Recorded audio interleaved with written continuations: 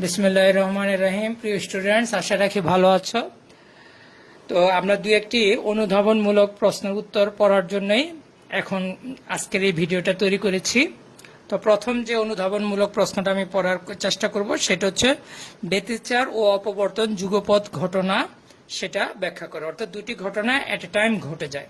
তো আমরা এটা কোন পয়েন্ট অফ ভিউতে শিখবো? আমরা যে ইয়ং ব্যতিচার পরীক্ষাটা শিখে আসছি তার পয়েন্ট অফ ভিউতে, এবং একক চিরের দরুন অপবর্তন যে শিখে আসছি সেই পয়েন্ট অফ ভিউতে আমরা এই ঘটনাটা ব্যাখ্যা করার চেষ্টা করব। তো প্রথমে আসো, আমরা এটার আনসারটা একটু পরে দিচ্ছি, আগে ব্যাপারটা বোঝার চেষ্টা করি।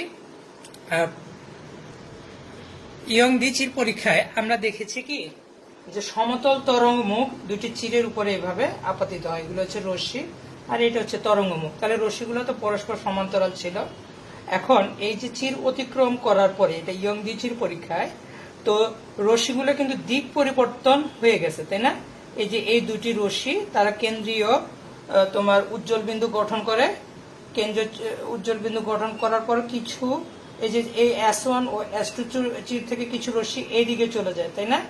তার মানে এই রশ্মিটা এইখানে চির অতিক্রমের পূর্বে তার দিকটা পরিবর্তন হয়নি, কিন্তু দিকটা পরিবর্তন হয়েছে কখন? চিরটা অতিক্রম করার পরে। এই যে দিক পরিবর্তন হয়ে যাওয়ার ঘটনা তো মূলত হচ্ছে অপবর্তন। তাহলে ব্যতিচার, ইয়ং দিচির পরীক্ষায় যে আমরা ব্যতিচারটা লক্ষ্য করে আসছি, সেই ব্যতিচারে তোমার কি হচ্ছে, প্রত্যেকটা চিরের ভিতর দিয়ে অপবর্তনের ঘটনাটা ঘটে যাচ্ছে। তাহলে এটা একটা ব্যতিচারের ইয়ং দিচির পরীক্ষায় আমরা অপবর্তন হয় সেটা বুঝলাম। আবার দেখো একক চিরের দরুন অপবর্তনে, সেইখানে একক চিরের দরুন অপবর্তনে এখানে ছোট একটা চির ছিল, যদি আমরা প্রশ্নটা এইভাবে দেখিয়েছি, এইভাবে চির ছিল না, আমরা কিছু সমতল তরঙ্গ মুখ এইভাবে আপাতিত করছি, করার পরে সেখানে হচ্ছে কি সমতল সমান্তরাল রশ্মিগুচ্ছ এইভাবে অপবর্তিত হয়ে গেছিল। আমরা কি লেন্সের মাধ্যমে কি করলাম, সেই রশ্মিগুলোকে একটা কোন একটা বিন্দুতে গিয়ে মিলিত করে তারপরে উজ্জ্বল নাকি অন্ধকার বা চরম বা নাকি অবম সৃষ্টি হয়েছে তার শর্তগুলো প্রতিপাদন করে আসছি।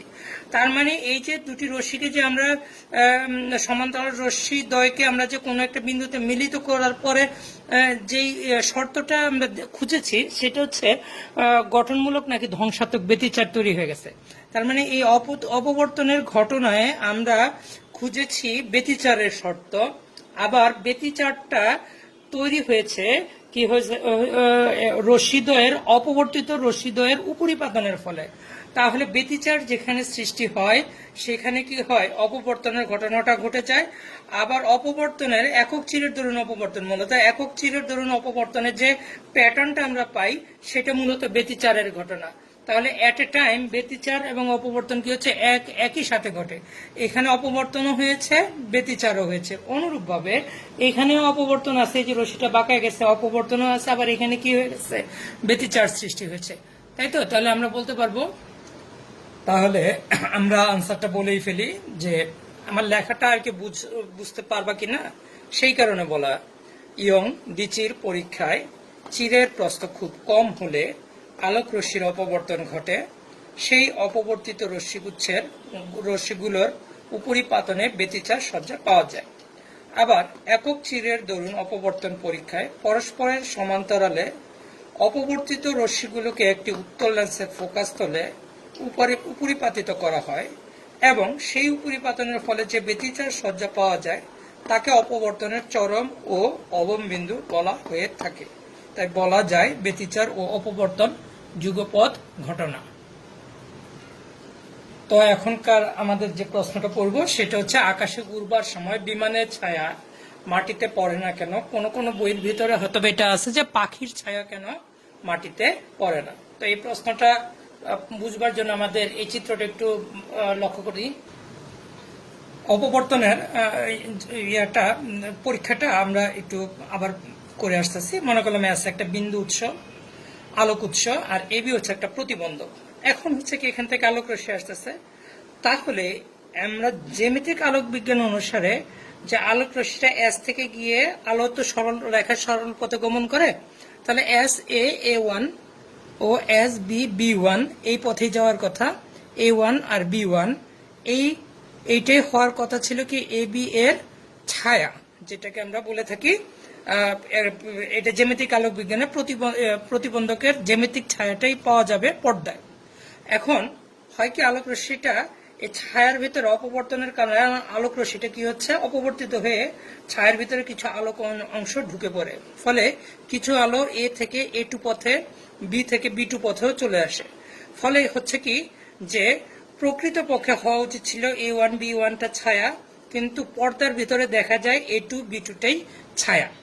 এখন এই পর্দা ও প্রতিবন্ধকের দূরত্বটা খুব কম বলে আমরা এই ছায়াটা এখানে দেখতে পাচ্ছি না। যদি আমি পর্দাটাকে অনেক দূরে সরিয়ে দিই তাহলে এটা কি হচ্ছে, এইভাবে যেতেই থাকবে। পর্দাটা মনে করে এইখানে স্থাপন করা হলো, এই যে এইখানে স্থাপন করা হলো, তাহলে কি হয়, বর্ধিত রশ্মিগুলোকে আমি ডট ডট রেখা দ্বারা সূচিত করেছি, তো পর্দাটা আমি দূরে সরিয়ে নিলাম। তাহলে অপবর্তনের কারণে কি হচ্ছে, আমরা তো আমাদের পর্দা তো আগে এখানে ছিল, আমরা অনেক দূরে সরিয়ে নিলাম, তাহলে অপবর্তিত রশ্মিগুলো তো এইখানে আর এইখানে, এই অংশ এতটুকু অংশই তো কি হচ্ছে, ছায়া বা অন্ধকার থাকবে, তাই না?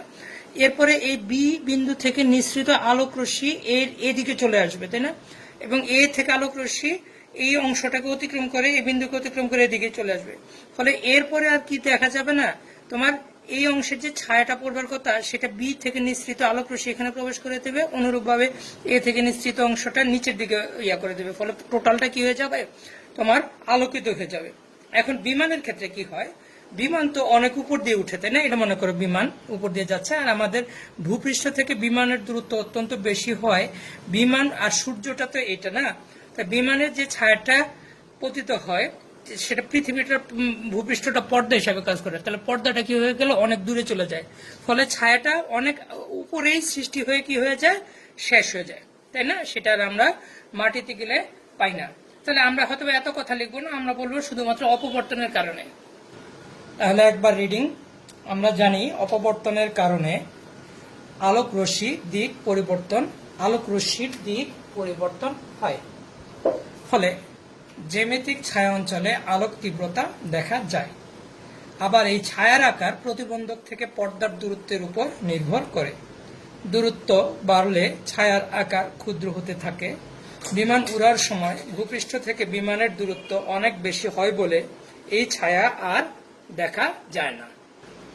এখন আমরা দেখি পাশের কক্ষের শব্দ আমরা শুনতে পাই কেন, এরকম একটা প্রশ্নের উত্তর পড়ার চেষ্টা করি। তো আমরা একটু বোঝার চেষ্টা করি, যেহেতু আমরা এখন ভৌত আলোক বিজ্ঞান চ্যাপ্টারটা পড়ছি, আর আমরা এখন নবম আর দশম শ্রেণীতে পড়ি না, আমরা এইচএসসিতে পড়ি, এবং আমাদের সিলেবাসে প্রতিফলন প্রতিসরণ শব্দের বা আলোর এই অংশটা আলোর আছে কিন্তু শব্দের এটা নেই। তাহলে আমরা তো ওইগুলা চিন্তা করব না, আমাদেরকে শেখানো হচ্ছে অপবর্তন ব্যতিচার ইত্যাদি, না?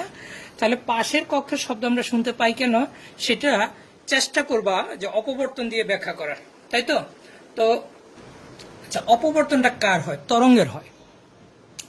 আলোক তরঙ্গের কি অপবর্তন হয়? সরি, পানি তরঙ্গের কি অপবর্তন হয়? সেটা আমরা দেখিয়ে আসছি একদম শুরুতে, যে পানির ঢেউটা এইভাবে আসতেছে, এটা একটা কক্ষ, এটা একটা কক্ষ, এটা আরেকটা কক্ষ, এইভাবে বিভিন্ন কক্ষ, ঠিক আছে?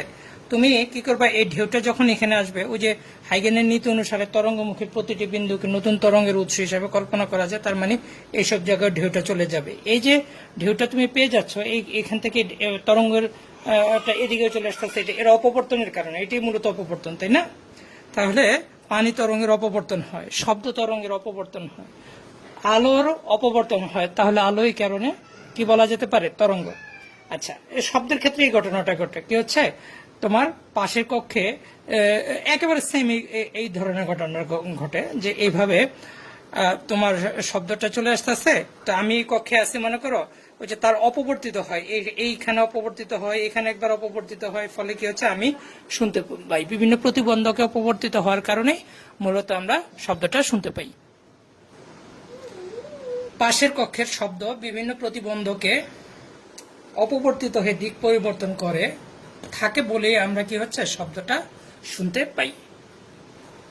তাহলে একই কনসেপ্টে আমরা আরেকটি প্রশ্ন উত্তর পড়তে পারি ইচ্ছা করলে, কি হচ্ছে, দিনের বেলায় ঘরে সূর্যের আলো সরাসরি প্রবেশ না করলেও আলোকিত ঘর আলোকিত মনে হয় কেন? তো ওই তো একই ঘটনা, এই যে কারণে আমরা শব্দটা শুনি, ওই কারণে অপবর্তিত হয়ে কি হচ্ছে, আলো চলে আসে, সূর্যের আলো।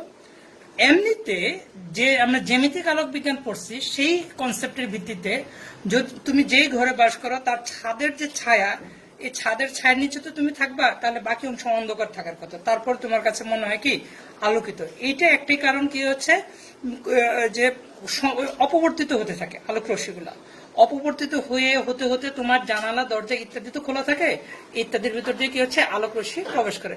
এখন তুমি যদি এয়ার টাইট বদ্ধ ঘর নাও তাহলে কিন্তু আবার অন্ধকারই থাকবে, তাই না? অর্থাৎ অপবর্তিত আলোক রশ্মিকে তুমি ঢুকতে দিলা না, সেটা একটা তোমার একটা ব্যাপার। আমরা তো সেই ব্যাপারে যাচ্ছি না, আমরা ঘরটা খোলামেলা আছে কিন্তু সরাসরি সূর্যের আলো আসবে না, তাহলে কেন আলোকিত মনে হবে? তাতে অন্ধকার থাকার কথা আমাদের হিসাবে, তাহলে রাতে থাকে না কেন আলোকিত, তাই না? দিনে থাকে, তাহলে রাতের বেলা তো সূর্য থাকে না, তখন আবার অন্ধকার হলে সম্পূর্ণ অন্ধকার মনে হয় কেন? তো আমরা দেখি এটার আনসার কি হবে। তাহলে আনসারটা হচ্ছে এই, দিনের বেলায় সূর্যের আলো ঘরের দরজা জানালা দিয়ে অপবর্তিত হয়ে দিক পরিবর্তন করে, ফলে ঘরের মধ্যে অপবর্তিত আলোক রশ্মি প্রবেশ করে ঘরকে আলোকিত করে ফেলে। এতটুকু লিখতে পারলেই এনাফ। তো এখন সূর্যের ছিদ্রপথ দিয়ে আলোর অপবর্তন হয় না কেন, এই প্রসঙ্গটা আছে। তো এটা আমাদের আমির হোসেন স্যারের বইয়ের ভিতরেও আছে, তো সেখান থেকে তোমরা আনসারটা দিবা বা দেওয়ার চেষ্টা করবা বা পড়বা, আর না হলে এখানে একটু দেখতে পারো। তো আমরা জানি যে এখানে ব্যাপারটা হচ্ছে যে অপবর্তনের একটা শর্ত আমরা শিখছি না, যে ছিদ্রর ক্ষেত্রে তোমার কি হচ্ছে, ছিদ্রটা কেমন হতে হয়, আলোর তরঙ্গ দৈর্ঘ্যের সাথে তুলনীয় বা তার সমান হতে হয়। এইটা একটা ব্যাপার, না হলে কি হয় বেশিরভাগ আলো অপবর্তিত না হয়ে সরাসরি কি হচ্ছে ছিদ্র অতিক্রম করে ফেলে। তাহলে এই মনে করো একটা সূর্যের ছিদ্রপথ, আর আলোর তরঙ্গ দৈর্ঘ্যটা কি হয় অত্যন্ত খুব খুব খুব কম হয়, ঠিক আছে? তো খুব কম হয়ে যাওয়ার কারণে কি হচ্ছে এই ম্যাক্সিমাম আলোক রশ্মিটা কি হচ্ছে এই সূর্যের মধ্যে দিয়ে অপবর্তন ব্যতীত কি হচ্ছে সরাসরি চলে যায়, ফলে এই অপবর্তনটা আমরা লক্ষ্য করতে পারি না। এটা একটা। আরেকটা হচ্ছে অপবর্তন কোণের ক্ষেত্রে না, তা আমরা অবমের জন্য এই ধরনের একটা শর্ত শিখে আসছি। অপবর্তন কোণ দিয়ে বোঝার চেষ্টা করি যে এই sine theta equal to lambda, অবমের শর্ত। তো এখন থিটার মান খুব ক্ষুদ্র হলে তো সাইন থিটাকে শুধু লেখা যায় থিটা, তো আমরা থিটা ইকুয়াল টু লিখতে পারি n lambda divided by a। তো এবার এই যে দেখো অপবর্তন কোণের মান তরঙ্গ দৈর্ঘ্যের উপর নির্ভর করতেছে। তরঙ্গ দৈর্ঘ্যের মান খুব কম হলে তোমার কি হচ্ছে থিটাটাই হচ্ছে অপবর্তন কোণ, মানে আলোর বেঁকে যাওয়ার পরিমাণটাই বোঝাচ্ছে। অপবর্তন কোণের মানও কি হয়ে যায়, খুব কম হয়ে যায়। এখন আলোর তরঙ্গ দৈর্ঘ্য তো অত্যন্ত কম হয়ে যাওয়ার কারণে তার অপবর্তন কোণের মানটাও কি হয়ে যায়, তোমার অত্যন্ত কম হয়ে যায়। তাহলে এই কারণেও কি হচ্ছে অপবর্তন কোণের মান খুব কম হয়, এবং কি হচ্ছে সূর্যের ছিদ্রপথ দিয়ে যে আলোর অপবর্তন যে হয় সেটা লক্ষ্য করা যায় না। তাহলে আনসার তো একবার আমি রিডিং পড়বই, এটা স্বাভাবিক, কারণ হচ্ছে হ্যাঁ আমার লেখা বুঝতে পারবে না তোমরা। আলোর অপবর্তন কোণের মান তরঙ্গ দৈর্ঘ্যের উপর নির্ভর করে। তরঙ্গ দৈর্ঘ্য কম হলে আলো কম অপবর্তিত হয়। আলোর তরঙ্গ দৈর্ঘ্য খুব কম হয় এর অপবর্তনের পরিমাণও খুব কম হয়। আরেকটা বিষয়, উপরন্তু অপবর্তনের অন্যতম শর্ত হলো ছিদ্রের আকার আলোর তরঙ্গ দৈর্ঘ্যের সমান বা তার সাথে তুলনীয় হতে হয়। সূর্যের ছিদ্র আলোর তরঙ্গ দৈর্ঘ্যের তুলনায় অনেক বেশি, সূর্যের ছিদ্র দিয়ে আলোর অপবর্তন লক্ষ্য করা যায় না। তো যদিও এটাকে আমি সরাসরি দেখি নাই, হ্যাঁ আমি তো আগে একবার বলেছি দুইটা আঙ্গুল এভাবে খুব কাছাকাছি রেখে রাখলেও কি হচ্ছে সামান্য একটু ফাঁকা থাকে, তাই না? ওই ছিদ্র পথ দিয়ে যদি তুমি এটাকে একদম চোখের এক পাশে নিয়ে আসো, একদম কাছাকাছি চোখের এইভাবে নিয়ে আসবা, হ্যাঁ, আর একটা চোখ বন্ধ রেখে আলোর দিকে তুমি তোমার বৈদ্যুতিক বাল্বের দিকে তাকালে এই দুটি আঙ্গুলের ফাঁকে দেখবে যে সুতার মতো অসংখ্য দাগ আছে, ওগুলোই কিন্তু অবম বা অন্ধকার বিন্দু। আর সুতার মতো না, মানে চুলের মতো অনেকগুলো চুল দেখবে যে একটার পর একটা এইভাবে চুলের মতো আছে, ওগুলোই অন্ধকার বিন্দু, আর বাকিগুলো উজ্জ্বল বা চরম না। এটা অপবর্তন তো আর সুই দিয়ে দেখা যায় না, অথচ দুইটা আঙুলের এই ফাঁকা দিয়ে দেখা যায়। তো ব্যাপারগুলি আসলে আমি হয়তো বা ওইভাবে আমি দেখলেও ওইভাবে হয়তো বা বলতে পারলাম না, কিন্তু বইয়ের ভিতরে যা আছে যেহেতু আছে সেটা পরীক্ষা আসতে পারে, এই কারণে এটাকে ইম্পর্টেন্ট ভেবেই ওইভাবে আমি আনসারটা দিলাম। এবং ওইটা যেভাবে আছে আমির হোসেন স্যারের বইয়ে ওইভাবে আমরা আনসারটা লেখার চেষ্টা করেছি একটু সহজভাবে। তো এখন আমরা আরেকটা প্রশ্ন উত্তর পড়ব, সেটা হচ্ছে একক চিরের দরুন অপবর্তন পরীক্ষায় উত্তল লেন্স ব্যবহার করা হয় কেন। ঠিক আছে, তো এটার আনসারটা আমি আগে লিখে ফেলেছি। হ্যাঁ, তো কি পড়াবো কে জানে, আর আমার লেখাটা তো বোঝা যায় না, তাই আগে আগে আর সময়টা বাঁচানোর জন্য, বুঝতে পারছো। তো তোমাদের তো খেয়াল আছে যে একক চিরের দরুন অপবর্তন পরীক্ষায় এখানে আলোক উৎস থাকে, আর এখানে একটা L1 উত্তল লেন্স, আর এখানে L2 উত্তল লেন্স থাকে, আর এটা হচ্ছে AB রেখাচিত্র থাকে। অত্যন্ত ছোট করে আমি এখানে চিত্রটা দেখাইলাম। তো এখানে L1 উত্তল লেন্সটা থাকে এই কারণে, এস থেকে L1 উত্তল লেন্সটা এমন ভাবে স্থাপন করা হয় যেন L1 উত্তল লেন্সের প্রধান ফোকাসে এস আলোক উৎসটা থাকে, আর এখানে L2 উত্তল লেন্সটা এমন ভাবে স্থাপন করা হয় যেন L2 উত্তল লেন্সের প্রধান ফোকাসে একটি ফোকাসতল থাকে। ফোকাসতলে আমরা কি হচ্ছে অপবর্তন প্যাটার্নটা পর্যবেক্ষণ করে থাকি। তো ওই কথাগুলাই এই যে কেন থাকে এই দুটি লেন্স, সেটার ব্যাখ্যাটা আমি মোটামুটি ভাবে লিখছি, ভালোভাবে লিখতে পারি নাই। তোমরা বাসায় বা অন্য কোনো ভাবে হোক এটা যদি ভালো উত্তর পাও তো পড়লা, আর না হলে আমার এটা পড়ার চেষ্টা করো। হ্যাঁ, তাহলে দেখি কতটুকু বুঝাতে পারি বা তোমরা বুঝতে পারো। চিরের উপর আলোক রশ্মি আপাতনের পূর্বে, মানে এই লেন্সের কথাটা বলতেছি, বুঝতে পারছো। যে উত্তল লেন্স ব্যবহার করা হয় তা মূলত চিরের এর উপর যেন সমতল তরঙ্গমুখ আপাতন। তো আবারও পড়ি, হ্যাঁ একটু কারেকশন করে নিয়েছি সামান্য।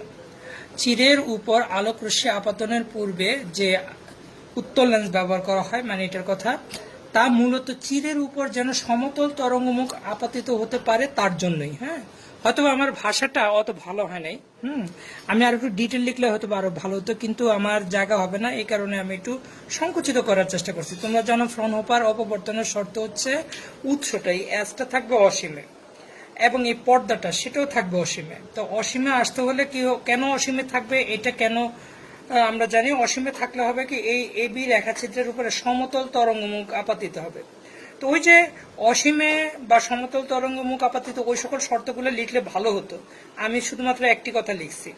তাহলে এইটা সমতল তরঙ্গমুখ আপাতনের কারণে বা উৎসকে অসীমে নিয়ে যাওয়ার কারণে বা ফ্রনহোফার শ্রেণীর অপবর্তন সৃষ্টি করার কারণেই মূলত L1 উত্তল লেন্সটা ব্যবহার করা হয়। সেটাই বলতেছে যে ব্যবহার করা হয় তা মূলত চিরের উপর সমতল তরঙ্গমুখ আপাতিত হতে পারে তার জন্যই, যা ফ্রনহোফার অপবর্তনের একটা শর্ত। তাহলে এইবার ফ্রনহোফার অপবর্তনের তো একটা শর্ত গেল, আর এখানে কি হচ্ছে আলোক রশ্মি অপবর্তিত হয়ে গেছে, অত ভালো অঙ্কন নাই এখানে। আচ্ছা দেখি, চির অতিক্রমের পর সমান্তরাল রশ্মিগুচ্ছ অসীমে মিলিত হওয়ার কথা, এগুলি সব অসীমে মিলিত হওয়ার কথা, যা ফ্রনহোফার অপবর্তনের শর্ত। অর্থাৎ চির অতিক্রম করার পরে সেটা ফ্রনহোফার আছে এখনো, কিন্তু সেই অপবর্তন তো অসীমিকে মিলিত হবে, তাহলে তো তুমি পর্যবেক্ষণ করতে পারবে না, দেখতে পাবে না, পরীক্ষার ফলাফল তো পাবে না। কিন্তু এই উপরিপাতন পর্যবেক্ষণের জন্য আরেকটি উত্তল লেন্স ব্যবহার করা হয়, ফলে অসীমে যে অপবর্তন হওয়ার কথা অপবর্তন প্যাটার্ন, ফলে অসীমের অপবর্তন প্যাটার্ন উত্তল লেন্সের ফোকাস তলে লক্ষ্য করা যায়। তাহলে দুটি উত্তল লেন্স কিন্তু দুটি কারণে ব্যবহার করা হয়। প্রথম উত্তল লেন্সটা কেন ব্যবহার করা হয় সেটা বুঝো। মূলত ফ্রনহোফার শ্রেণীর অপবর্তন তৈরি, এটা ফ্রনহোফার শ্রেণীর অপবর্তনটা তৈরি করে কে L1 উত্তল লেন্স, ও তা পর্যবেক্ষণ করার জন্য। এই যে পর্যবেক্ষণ করে কোন লেন্সটির মাধ্যমে, L2 উত্তল লেন্স। ব্যাপারটা বুঝিও। তাহলে যদি আমি তোমাকে প্রশ্ন করি L1 উত্তল লেন্সটি অপসারণ করলে একক চিরের ধরুন L1 উত্তল লেন্সটা অপসারণ করলে একক চিরের ধরুন অপবর্তন লক্ষ্য করা যাবে কিনা ইত্যাদি তোমাকে আমি প্রশ্ন করলাম, তখন তুমি প্রথমে যে আনসারটা দিবা, একক চিরের ধরুন অপসারণ করলে এখানে ফ্রনহোফার শ্রেণীর অপবর্তন উৎপন্ন হবে না। হ্যাঁ, চিরের উপর গলীয় তরঙ্গমুখ আপাতিত হবে। হ্যাঁ, আমরা জানি সমতল তরঙ্গমুখ আপাতিত হলে ফ্রনহোফার শ্রেণীর উৎপন্ন হয়, এটা ফ্রেনেল শ্রেণীর অপবর্তন হয়ে যাবে। এইভাবে কিছু একটা বলবো আর কি, বা আলোক উৎসটা অসীমে অবস্থান করবে না, এইভাবে বলার জন্য চেষ্টা করবে। তাহলে L1 উত্তল লেন্স বা প্রথম উত্তল লেন্সটা কেন ব্যবহার করা হয় সেটা খুব ভালোভাবে বোঝার চেষ্টা করবে, এবং এটা অপসারণ করলে কি হবে সেটাও বোঝার চেষ্টা করবে। এগুলো কিন্তু এখনো পরীক্ষায় আসেনি, কিন্তু এগুলো পরীক্ষার জন্য আস্তে আস্তে ইম্পর্টেন্ট হয়ে যাচ্ছে কথাগুলা। আর L2 উত্তল লেন্সটা যদি অপসারণ করা হয় তখন কি হয়, যে L2 উত্তল লেন্স অপসারণ করলে আলোক রশ্মি অপবর্তিত হবে ঠিকই, কিন্তু এই অপবর্তিত রশ্মি যে অপবর্তন প্যাটার্নটা তৈরি করবে, চরম এবং অবম বিন্দু তৈরি করবে, এই প্যাটার্নটা তুমি লক্ষ্য করতে পারবে না, কারণ উক্ত প্যাটার্ন গঠিত হবে অসীমে। তাই অসীমের প্যাটার্নটাকে L2 লেন্সের প্রধান ফোকাসে যাতে তোমার চোখের কাছাকাছি দূরত্বে চলে আসে তাই একটি উত্তল লেন্স ব্যবহার করা হয়, তাই না? তাহলে মূলত এখানে এইটাই হচ্ছে মূল যে লাইনটা আছে, এটাকে ব্যাখ্যা করবা বাসায় বসে বসে, যে ফ্রনহোফার শ্রেণীর অপবর্তন তৈরি করা এটা হচ্ছে প্রথম উত্তল লেন্সটা, এবং তা পর্যবেক্ষণ করার জন্য এটা হচ্ছে দ্বিতীয় উত্তল লেন্সটা ব্যবহার করা হয়। তো এটাকে তুমি মিলিয়ে মিলিয়ে তুমি ভালোভাবে ফ্রনহোফার শ্রেণীর সংজ্ঞাটা পড়বা আর এটাকে মিলানোর চেষ্টা করবা, দেখবা যে ভালো আনসার তুমি দিতে পারবা। এরপর আমরা যেটা পড়বো সেটা হচ্ছে ব্যতিচার ও অপবর্তনের মধ্যে পার্থক্য। তো কোন একটি পরীক্ষা আসছে যে অনুধাবনে যে ব্যতিচার ও অপবর্তন একই ঘটনা নয়, ব্যাখ্যা করো, মানে এখানে পার্থক্যটাই তারা চেয়েছে না, বোর্ড পরীক্ষার প্রশ্ন। আবার আমরা এই ভিডিওর শুরুর দিকে আমরা পড়ে আসছি ব্যতিচার ও অপবর্তন যুগপৎ ঘটনা, সেটা ব্যাখ্যা করতে, অর্থাৎ ব্যতিচার ও অপবর্তনের ক্ষেত্রে কিছু কিছু মিল আছে, সেই মিলের অংশটা আমরা প্রথম দিকে পড়ে আসছি, এখন পড়বো মূলত পার্থক্যটা কি আছে। ঠিক আছে, তাহলে আমরা টোটাল তুলনাটা করতে পারলাম। তাহলে আসা ডেফিনেশনের মধ্যে পার্থক্যটা কি। ব্যতিচার হলো দুটি তরঙ্গের উপরিপাতনের ফলে তীব্রতার পর্যায়ক্রমিক পরিবর্তন, আর অপবর্তন হচ্ছে আলোক রশ্মি তার দিকটা পরিবর্তন করে। কখন দিকটা পরিবর্তন করে? তীক্ষ্ণ ধার দিয়ে যাওয়ার সময়। তাহলে আমরা এই সংজ্ঞাটা লিখলে তো আমাদের একটা পার্থক্য হয়ে যায়। তাহলে ডেফিনেশনের যে পার্থক্যটা আছে সেই পার্থক্যটা তো এখানে লিখাই হয়ে গেল, যে দুটি সুসংগত উৎস থেকে সমান কম্পাঙ্কের দুটি আলোক তরঙ্গের উপরিপাতনের ফলে, যেখানে ইচ্ছে করে আলোক শব্দটা উল্লেখ করেছি, যেহেতু আমি দ্বিতীয় পত্রে পড়াচ্ছি, তাহলে এখানে আমরা ব্যতিচার বলতে আলোর ব্যতিচার, আর অপবর্তন বলতে দেখো এখানে আলোর রশ্মির আলোক রশ্মির হবে, আলোক রশ্মির এখানে আমি উল্লেখ করে দিয়েছি যে আলো। হ্যাঁ, তার মানে ব্যতিচার কিন্তু শব্দেরও হয়, অপবর্তনও শব্দের হয়। পানি তরঙ্গের যে কোনো তরঙ্গেরই এই ঘটনাগুলো ঘটে থাকে, কিন্তু আমরা ইচ্ছা করি আমরা এখানে যেহেতু সেকেন্ড পার্ট পড়ছি আমরা আলো শব্দটা ইনক্লুড করে দিয়েছি, যাতে আর কোনো মনের ভিতরে কনফিউশন না থাকে, যেটা আমরা কার ব্যতিচার পড়ছি, এটা আলোরই পড়ছি। ঠিক আছে, তাহলে আলোক তরঙ্গের উপরিপাতনের ফলে ব্যতিচার সৃষ্টি হয়। এখানে আরো কিছু কথা লেখা যেতে পারে, তোমরা ওই ডেফিনেশন থেকে ওই কথাগুলো দিতে পারো। আর সূক্ষ্ম ছিদ্রপথ বা প্রতিবন্ধকের তীক্ষ্ণ ধার দিয়ে যাওয়ার সময় আলোক রশ্মির দিক পরিবর্তন হওয়ার ঘটনাটা হচ্ছে অপবর্তন। এরপরে তুমি ব্যতিচার ও অপবর্তনের ক্ষেত্রে তোমার যে সম্পূর্ণ বাকি পার্থক্যগুলো, ডোরা বা যে ব্যতিচার ঝালরগুলো পেয়েছো, অপবর্তন ডোরা পেয়েছো, এগুলা নিয়ে আলোচনা করার চেষ্টা করিও। এখন দেখো ব্যতিচারের প্রতিটি ডোরার প্রস্থ সমান, সেটা আমরা পড়ে আসছি, কিন্তু সাজান্ত স্যারের বইয়ের ভিতরে আছে যেটা সমান নাও হতে পারে। কিন্তু অপবর্তনের ক্ষেত্রে কিন্তু ডোরার প্রস্থগুলি কি থাকে না, সমান থাকেই না। ঠিক আছে, এখন এই যে ব্যতিচারের ক্ষেত্রে ডোরার প্রস্থগুলো সমান হতে পারে, এটা আমার সিলেবাসে আছে, আমরা এটাই দেখে আসছি। আবার আমি সাজান্ত স্যারের বইয়ের ভিতরে লাগছে, আবার নাও হতে পারে। যাক, এটা নিয়ে আলোচনা বাড়াবো না, জেনে রাখলা। তবে অপবর্তনের ক্ষেত্রে ডোরার প্রস্থটা সমান না, এটা মাস্ট, তোমরা দেখেও আসছো, চিত্রটা না মনে করার চেষ্টা করো। তারপরে ব্যতিচারের ক্ষেত্রে যে আমরা দেখে আসছি কি অন্ধকার ডোরা দেখে আসছি, এই অন্ধকার ডোরার ভিতরে আর কোনো আলোক তীব্রতা থাকার কথা না, আলোক রশ্মি প্রবেশ করে না। কিন্তু অপবর্তন কি হয়, যে অন্ধকার ডোরার মধ্যেও কি হচ্ছে সামান্য আলোক তীব্রতা দেখা যেতে পারে। ঠিক আছে, তাহলে ব্যতিচারে অন্ধকার ডোরাতে কোনো আলোক তীব্রতা থাকে না, অপবর্তনে সৃষ্ট অন্ধকার ডোরাগুলি সম্পূর্ণ অন্ধকার হয় না, কিছু আলোক তীব্রতা থাকে। সর্বশেষ আমাদের জায়গাও শেষ, যে পার্থক্যটা আসলে কিছু জিনিস জানলেই হলো, বুঝতে পারছো। এরপরে পরীক্ষা হলে লিখার মতো এবিলিটি তৈরি করা। আর তুমি যদি বই পড়ো তাহলে তো তুমি একদম সম্পূর্ণ এবিলিটি, ভিডিও দেখে কতটুকু এবিলিটি অর্জন করতে পারলাম সেই হিসাবে কিছু জানানো আর কি। 3-4টা পার্থক্য জানলে চলবে, 2-3টা সিমিলারিটিস জানলে চলে। আচ্ছা, চতুর্থ নম্বরে যে ব্যতিচারের ক্ষেত্রে যে উজ্জ্বল ডোরাগুলো আমরা পেয়ে আসছি, সেই তার উজ্জ্বলতা কিন্তু কমে না, প্রত্যেকটার উজ্জ্বলতা কিন্তু সেম। কিন্তু আমরা দেখেছি অপবর্তনের ক্ষেত্রে কেন্দ্রীয় উজ্জ্বল বিন্দু সেটা যত উজ্জ্বল হয় তার 21/1 হয় পরেরটা, তার 61, এরপরে 61/1 হয় পরেরটা, মানে তীব্রতাটা কমতে থাকে, তাই না, উজ্জ্বলতার পরিমাণটা কমতে থাকে। তাহলে এখানে চরম বিন্দুগুলোর উজ্জ্বলতা হ্রাস পেতে থাকে, আর এটার চরম বিন্দু বা উজ্জ্বল বিন্দুগুলোর উজ্জ্বলতা পরিবর্তন হয় না। তাহলে ব্যতিচারের ফলে সৃষ্ট উজ্জ্বল ডোরাগুলোর তীব্রতা কি থাকবে, একই রকম থাকবে, আর অপবর্তনের সৃষ্ট উজ্জ্বল ডোরাগুলোর তীব্রতা কি হবে, ক্রমশ হ্রাস পেতে থাকে। আরো জায়গা থাকলে আমরা বুঝাইতে পারতাম বা বলতে পারতাম এখানে কেন্দ্রীয় যে চরম বিন্দুটা পাওয়া যায় তার প্রস্থটা অনেক বেশি হয়ে থাকে। তুলনামূলকভাবে এই ধরনের ঘটনা এখানে ঘটে না। প্রত্যেকটা উজ্জ্বল আলাদাভাবে কেন্দ্রীয় চরম বিন্দু বা কেন্দ্রীয় অন্ধকার বিন্দু এইভাবে এখানে ইয়া করে নোটিশ করলে লাভ হয় না, কারণ প্রত্যেকটার ডোরা প্রস্থটা প্রায় সমান হয়ে যায়। আবার নাও হতে পারে, সেটা এখানে লেখা আছে। তো আমরা সেই অংশটা এই কারণে আরেক গেলাম না আর কি, আমরা এই চারটা পার্থক্যের মধ্যে থেকে যাই। ঠিক আছে, পরের প্রশ্নটা দেখি। আচ্ছা, এখনকার যে প্রশ্নটা আমি লিখেছি, ইয়ংদি চির পরীক্ষায় একটি চির বন্ধ করে দিলে কি হবে, না দিলে কি ঘটবে। তো এটা প্রথমে আসো আমরা এটা ইয়ংদি চির পরীক্ষায় আমরা জানি এই ধরনের হয়। তো এটা 2019 সালে ঢাকা বোর্ডের পরীক্ষায় তোমার যেন উদ্দীপক হিসাবে সৃজনশীল প্রশ্ন সিকিউ অংশে আসছিল, তারা একটি উদ্দীপক তৈরি করে তোমার প্রশ্নটা দেওয়া হয়েছিল 2019 সালে। ওই প্রশ্নটা আবার আমি ওই যে তোমাদেরকে কিছু অঙ্ক করতে দিয়েছিলাম, তার 39 নম্বরে আমি 39 নম্বর অঙ্কটা ওই প্রশ্নটাই। ঠিক আছে, একটা চির বন্ধ করে দিলে কি হয় ইত্যাদি।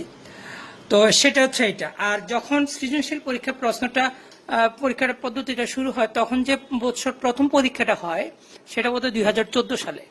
তো 2014 সালে অনুধাবনমূলক পরীক্ষার একটা প্রশ্ন এটাই ছিল যে ইয়ংদি চির পরীক্ষার একটা চির বন্ধ করে দিলে বা সরিয়ে নিলে কি ঘটবে, সেটা তোমাদেরকে আনসার করতে বলছে। তো এটার আনসারটা আমি বইগুলো খুঁজছি, কিন্তু আমার কাছে তো মেন বই ছাড়া আর অন্য কোনো বই নেই, তো আমি খুঁজে পাই নাই, বুঝতে পারছো। তো মেন বই ছাড়া যেহেতু আর আমার পক্ষে কোনোভাবে সম্ভব না, তাহলে আমি খুঁজে পাই নাই যে আমি কি আনসারটা দিব। তো আমি আমার মতো করে আনসার দিব। অন্যান্য এবার এটা মানে প্রশ্নটা আমার অত মানে পছন্দ হয় না। ব্যাপারটা আসলে ওরা কি বলতে চায় আমি বুঝতে পারি, কিন্তু মানে ব্যাপারটা আমার পছন্দ হয় না। আমি তোমাদেরকে বলি, দেখো ইয়ংদি চির পরীক্ষায় এই যে S1 ও S2 চির, এই চিরগুলোর ভিতরে কিন্তু অপবর্তনের ঘটনাটা ঘটে। ঠিক আছে, এখন একটা চির যদি আমি বন্ধ করে দিই, এটা হচ্ছে একটা চির, এটা চির, একটা চির যদি অপবর্তনের ঘটনা কিন্তু S1 ও ঘটে, S2 তো ঘটতেছে। এর মধ্যে একটা চির বন্ধ করলে তো ব্যতিচার অফ হয়ে গেল। ব্যতিচার হচ্ছে S1 আর S2 চির থেকে আগত দুটি আলোক রশ্মির উপরিপাতনের ফলে। একটা চির অফ করে দিলাম, তাহলে এখানে অপবর্তনের ঘটনা ঘটবে। সে অপবর্তনের ঘটনাটা হবে একক চিরের দরুন অপবর্তন। ঠিক আছে, কিন্তু এইখানে কি দুইটা চির থাকা অবস্থা অপবর্তন হচ্ছে না? এখনো কিন্তু অপবর্তন হচ্ছে। তো আমি হয়তো উত্তরে এত কথা লিখবো না। হ্যাঁ, আমি আগে থেকে বলে রাখলাম এখনো কিন্তু দুইটি অপবর্তন হচ্ছে। হ্যাঁ, তো ইয়ংদি চির পরীক্ষায় তোমার ডোমিনেটিং হচ্ছে তোমার ব্যতিচারটা। অপবর্তনের ঘটনাটা ডোমিনেটিং হয় না, দেখা যায় না। মনে করো তুমি পরীক্ষা দিবা, তুমি একটি প্রশ্নের উত্তর মুখস্থ করতেছ। তো এখন মনে করো ব্যতিচার কাকে বলে, আজকে তুমি পরীক্ষা দিবা, তো ফাইনাল পরীক্ষা এইচএসসি। তো এখন ব্যতিচার কাকে বলে এটা তুমি মুখস্থ করে তুমি খাতায় লিখলা। এই যে একটা খাতায় লিখলে, এটা কিন্তু একটা পরীক্ষা দিলা। এই পরীক্ষাটা কিসের জন্য দিলা? নিজের কাছে নিজে দিলা, নিজে এবার দেখলা যে হয়েছে কিনা। তাহলে এটা কিন্তু এটাকে তুমি পরীক্ষা হিসেবে কাউন্ট করছো না। কেন কাউন্ট করছো না? তুমি যে মেন যে পরীক্ষা হলে গিয়ে পরীক্ষা দিবা, এইচএসসি পরীক্ষাটা, ওইখানে যখন ব্যতিচার লিখবা তখন তোমার কাছে মনে হবে যে আসলে একটা পরীক্ষা দিলাম, তাই না? অর্থাৎ তখন এটাকে বলে ডোমিনেটিং হয়ে যাচ্ছে কি মূল এইচএসসি পরীক্ষাটা। তুমি বাসায় যে ব্যতিচার কাকে বলে লিখছো ওইটা তোমার মাথায় থাকছে না। এইখানে ওই ডোমিনেটিং ঘটনাটা ঘটে হচ্ছে এখানে S1 আর S2 চির থেকে ঠিকই অপবর্তন দুটিতে আলাদাভাবে ঘটে। পর্দায় গিয়ে আমরা ব্যতিচারের ঘটনাটাকে ডোমিনেটিং হিসাবে পাই, অর্থাৎ প্রভাব বিস্তার করে বেশি। ফলে আমরা ওই ঘটনাটা প্রত্যক্ষ করি। এখন একটা যদি বন্ধ করে দেয়, তোমার পরীক্ষাটা মেন পরীক্ষাটা যদি না হয়, তখন ওই যে বাসে বসে যে মডেল টেস্টটা দিচ্ছ সেটা তোমার কাছে একটা পরীক্ষা। তাহলে ইয়ংদি চির পরীক্ষা যদি তুমি একটা চির অফ করে দাও, তাহলে তোমার কি হবে? একক চিরের দরুন অপবর্তন। কিন্তু তোমরা জানো যে আমরা জানি যে একক চিরের দরুন অপবর্তনটাকে যদি তুমি অপবর্তনের প্যাটার্নটা তুমি লক্ষ্য করতে চাও, তাহলে সমান্তরাল রশ্মিগুচ্ছের সামনে এইভাবে কি হচ্ছে পর্দা, তুমি একটা উত্তর লেন্স স্থাপন করবা এবং উত্তর লেন্স কি করবে যে সমান্তরাল রশ্মিগুচ্ছকে তার ফোকাস তলের কোন একটা বিন্দু থেকে মিলিত হবে। তখন তোমার কি হচ্ছে অপবর্তনের প্যাটার্নগুলি তুমি পাবা। ঠিক আছে, তো হয়তো এটা আমি লিখতে পারি, নাও লিখতে পারি। তো মূলত যে ঘটনাটা আমরা লিখবো, ইয়ংদি চির পরীক্ষায় একটি চির অফ করে দিলে অপবর্তন হবে। এই অপবর্তনের প্যাটার্নগুলোকে ভালোভাবে লক্ষ্য করতে চাইলে কি হচ্ছে, একটি উত্তর লেন্সের ফোকাস তলেও উপরিপাতিত রশ্মিগুলা প্রত্যক্ষ করলে আমরা অপবর্তন প্যাটার্নটা লক্ষ্য করতে পারবো। আচ্ছা, আমি হয়তো ভালোভাবে বলতে পারলাম না, দেখি লিখতে পারি কিনা। তো এখন আসো, ইয়ং দিচির পরীক্ষায় একটি চির বন্ধ করে দিলে কি হবে সেই ঘটনাটা আমরা দেখি না। তা ইয়ং দিচির পরীক্ষায় একটি চির বন্ধ করে দিলে অপর চির দিয়ে একক চিরের দরুন অপবর্তন হবে। তো আমি কিছুক্ষণ আগে বলেছি আসলে দুটি চির দিয়ে অপবর্তনের ঘটনাটা ঘটে যায়, তাই না? তো এখন একটা বন্ধ করে দিচ্ছে, তো আনসারটা কি হবে? তাছাড়া এটা কিন্তু একটি উদ্দীপক আকারে ছিল এবং সেখানকার আনসারটা প্রায় এরকমই আসছে আর কি। ওটা হচ্ছে ম্যাথমেটিক্স করে করে গাণিতিক ভাবে বুঝিয়ে দিচ্ছে, আমি দেখলাম। আর এটা হয়তো আমি লেখার মাধ্যমে, তাহলে এটা হচ্ছে আনসার এই পর্যন্ত। তারপর একটা বাড়তি কথা আমি দিলাম, আমার মনে হচ্ছে যে এটা দেওয়া জরুরি। কেউ যদি আমার সাথে এটা ডিফার করে তাহলে এটা দিও না, আমার মনে হচ্ছে যে খুবই এটা জরুরি। কিন্তু এই অপবর্তন হলে তো আসলে অপবর্তন প্যাটার্নটা তুমি দেখতে পাবা না, কারণ এটা তো কি হচ্ছে, সমান্তরাল রশ্মিগুচ্ছ অসীমিকে মিলিত হবে। তাই আমি অতিরিক্ত একটি কথা লিখছি, এই অপবর্তনের ফলে অপবর্তিত সমান্তরাল আলোক রশ্মিগুচ্ছকে একটি উত্তল লেন্সের ফোকাস তলে আপাতিত করলে অপবর্তন প্যাটার্ন লক্ষ্য করা যেতে পারে। তাতে আমার মনে হচ্ছে যে আনসারটা এবার ফুলফিল হলো, ঠিক আছে। তো আবার এই ঘটনাটা দুইটা চির থাকে এবং এটা উত্তর লেন্সের ফোকাস তলে এটা তখন দ্বিচিরের দরুন অপবর্তন হয়, সেটা আমরা পড়ে আসছি। গ্রেডিং এর ক্ষেত্রে কি ঘটনাটা ঘটে, সেখানে অনেকগুলো চির থাকে।